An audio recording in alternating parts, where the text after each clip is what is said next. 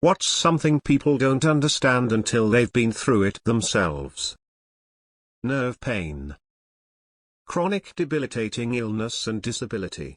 How quickly life can change permanently without you doing anything wrong. Struggling without anyone or anything to fall back on. Chronic illness and disability. Having a disability. Cancer. What it really means to go through cancer treatment. Car crashes.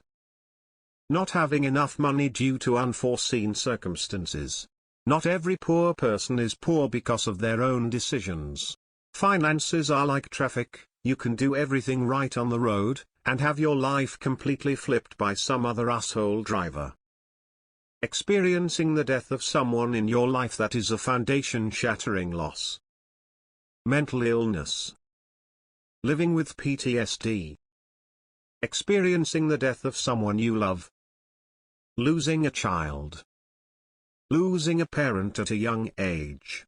You're not sad because you miss them. You're sad because you were robbed of ever knowing them. Grief.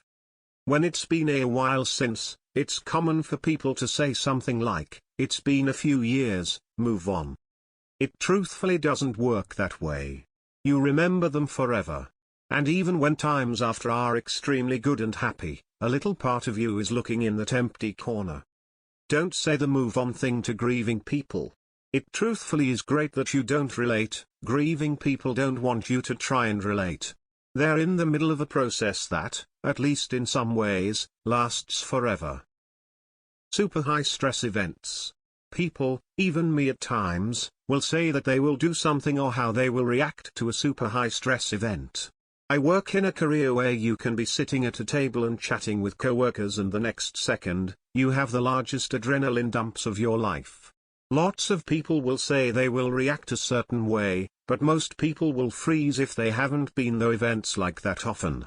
I still to this day make that same mistake more often than I'd like to admit. Depression, actual clinical diagnosed depression. If I had $1 every time I had to explain to someone it's not just feeling sad, bro, and can get over it just like that, I could retire. Having a kidney stone. Addictions. Sexual assault. Being with an abuser mentally, physically, or both, and how hard it is to leave. Anxiety or the anxious feeling of something bad always feels like it's going to happen, and imagining things before they even happen and not being able to cope. Isolation.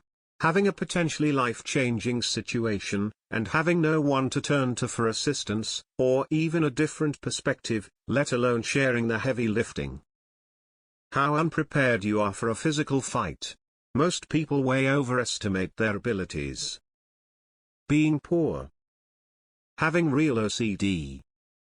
Depression and anxiety. Working in customer service. Losing your freedom.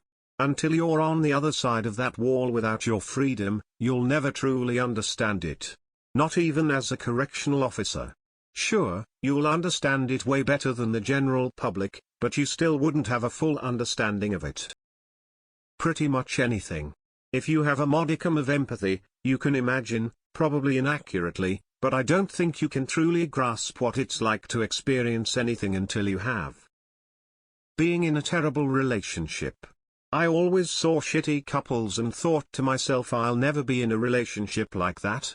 If I were in a relationship like that one, I would leave in a second. The wife and I are now in something of a rough patch, rough everything all the time in our marriage, and I really get it now. Impact of childhood traumas well into adulthood. That first night your newborn sleeps the entire night. You wake up well rested and then panic because your kid hasn't needed you in like 8 hours. That's unheard of. Something must have happened and now you must panic. So you quiet run to the kid's room and lift up on the doorknob to open the door quietly so you can peek in and check, and there they are sleeping perfectly fine, their chest is moving as they breathe, and everything is cool. How bad toxic people and gaslighting are. The thing about that kind of abuse is that you never feel it like you would physical abuse. I know when I'm being punched, I don't know when I'm being gaslighted. Having to cut off your family because they are very toxic. It's almost impossible to come off as the reasonable person in this situation to others, even if your life was in danger. People just don't understand. Depression. How extremely devastating being uncheated is. It's a truly sickening feeling in your gut, and nothing in your life is the same afterward.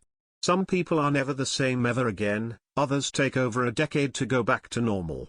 But that initial feeling is the worst. The suspicion irons, the adrenaline as the truth unfolds, the severe depression, and the imagination all come together to bring you one of life's most devastating experiences. Giving birth. Domestic violence or any kind of abuse. Abuse. The death of a parent. It hits you harder than you could ever possibly imagine. Panic attacks. Narcissistic abuse. Love, and an LSD trip. Hurting your back, any back pain. Being poor. Not broke. Not short. But not having wealth, money, or even the means to get it.